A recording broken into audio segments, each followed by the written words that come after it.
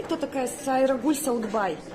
Это женщина, которая бежала из Китая, но в Казахстане не получила политического убежища. Вы знаете, что ее Америка наградила орденом за мужество, но при этом посол КНР говорит, что это провокация. Вот как ваше мнение по этому поводу?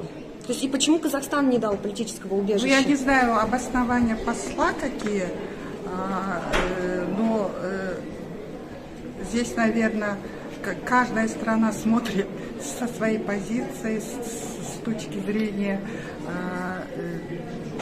прав человека и так далее. Поэтому я полной информацией не владею, но знаю, что разные мнения по этому поводу. Ну скажите, ну вот вообще вы считаете, что ее права были нарушены? Ведь она же бежала в итоге из Казахстана в Швецию, потому что Казахстан не дал ей убежище, не дал ей там какого-то гражданства.